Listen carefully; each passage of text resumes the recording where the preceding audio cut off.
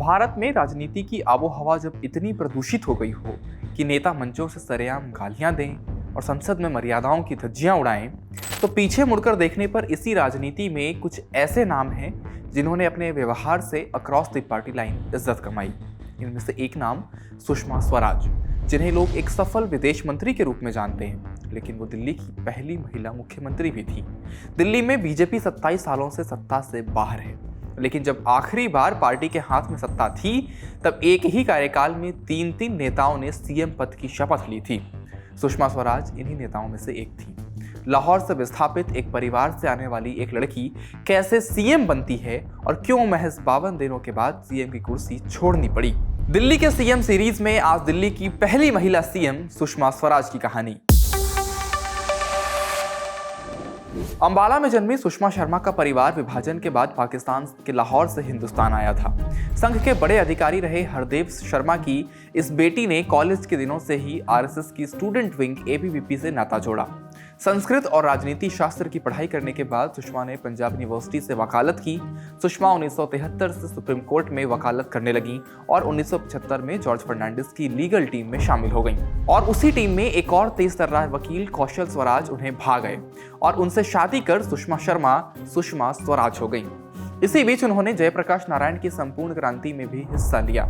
Emergency खत्म होते ही 1977 में चुनाव की घोषणा हुई और सुषमा स्वराज हरियाणा विधानसभा चुनाव में अपनी घरेलू सीट अंबाला कैंट से खड़ी हुई। सुषमा विजयी हुई और देवीलाल सरकार में महज 25 साल की उम्र में मंत्री बन सबसे युवा मंत्री बनने का रिकॉर्ड बनाया। 1980 में जब बीजेपी का गठन हुआ तब जनता पार्टी की सदस्य रही सुषमा ने फौरन अपना अगला ठिकाना बीजेपी दफ्तर को बना लिया। आडवाणी से राजनीति के गुर सीखे। सुषमा स्वराज 1980, 1984 और 1989 में लोकसभा चुनाव लड़ी, लेकिन असफल रही। फिर 1990 में बीजेपी ने उन्हें राज्यसभा का टिकट दिया और वो केंद्र की राजनीति में पहुंची। 1996 में जब अटल बिहारी वाजपेयी के नेतृत्व में बीजेपी ने 13 दिनों की सरकार बनाई तब सुषमा स्वराज को सूचना और प्रसारण मंत्री बनाया गया। इस दौरान दिल्ली की राजनीति में खलबली मची हुई थी। विधानसभा वाले इस केंद्र शासित प्रदेश में तब बीजेपी की सरकार थी। मदन लाल खुराना मुख्यमंत्री थे, लेकिन जैन हवाला कांड में नाम आने के बाद 1996 में उन्हें इस्तीफा देना पड़ा। इसके बाद साहिब सिंह वर्मा, जो पार्टी में खुराना के प्रतिद्वंदी माने जाते थे, उन्हें दिल्ली की कमान सौंपी गई। लेकिन वर्मा की सरकार के दौरान दिल्ली की जनता महंगाई से परेशान हो गई। स्थिति ये हो गई थी कि जून 1998 में दिल्ली वाले 8 रुपए में 1 किलो प्याज खरीद रहे थे और अक्टूबर में दिवाली के समय प्याज की कीमत 60 रुपए प्रति किलो तक पहुंच गई। यही हाल आलू, फूलगोभी और टमाटर का भी था।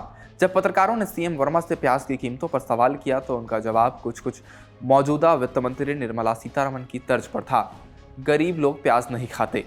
इस बयान से जनता को लगने लगा था कि दिल्ली सरकार महंगाई की गंभीरता को नहीं समझ रही। दिल्ली वालों की परेशानी इसलिए भी बढ़ी हुई थी क्योंकि उस गर्मी में उन्हें बिजली और पानी जैसी बुनियादी सुविधाओं की भी किल्लत का सामना करना पड़ रहा था। इस बयान को विपक्षी कांग्रेस ने एक मौके के रूप में लिया। दिल्ली प्रदेश कांग्रेस की तत्कालीन अध्यक्ष शीला दीक्षित ने महंगाई के मुद्दे को प्रमुख चुनावी मुद्दा बनाने में कोई कसर नहीं छोड़ी। बीजेपी को घेरने के लिए एक नारा तैयार किया गया, बिजली, पानी, आलू, प्याज ख्वाबों में आते हैं आज। दिल्ली में विपक्ष की बढ़ती ताकत और जनता के रोष को देखते हुए बीजेपी हाईकमान ने 25 नवंबर को होने वाले विधानसभा चुनाव से ठीक 45 दिन पहले वर्मा को मुख्यमंत्री पद से इस्तीफा देने के लिए कहा। इंडिया टुडे के 21 अक्टूबर 1998 के अंक में संवाददाता कुमार संजय सिंह लिखते हैं कि दिल्ली की राजनीति में अपने प्रतिद्वंदी मदन लाल खुराना को मुख्यमंत्री बनाने से इनकार करने के बाद वर्मा ने ये बदलाव अनिवार्य समझते हुए सुषमा स्वराज का नाम प्रस्तावित किया। खुराना ने भी इस पर सहमति दी। अब सुषमा स्वराज के मुख्यमंत्री बनने का रास्ता साफ हो चुका था।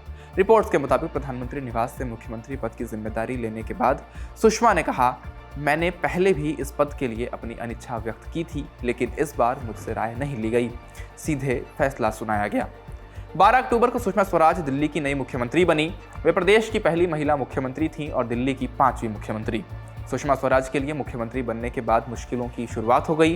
प्याज का संकट पहले से ही तूल पकड़े हुए था और नमक की कमी जो अफवाह के कारण फैल गई थी, उससे भी दिल्ली वाले परेशान थे।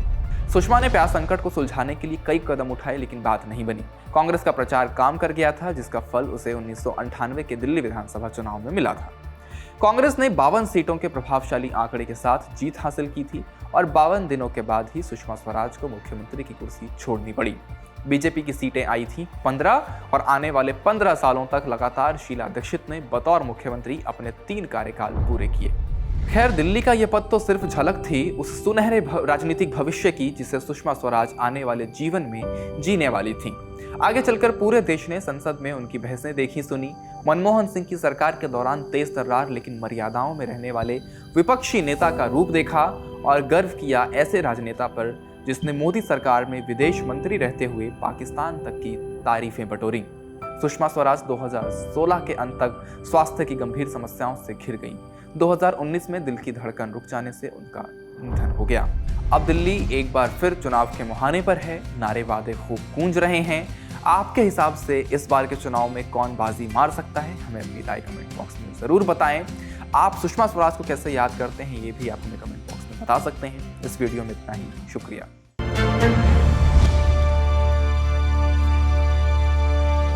इसी तरह की तसल्ली से भरी हुई एक्सक्लूसिव रिपोर्ट्स देखने के लिए सब्सक्राइब करें इंडिया टुडे हिंदी का यूट्यूब चैनल और बेल आइकन जरूर प्रेस करें ताकि वीडियो अपलोड होते ही आपको खबर हो जाए।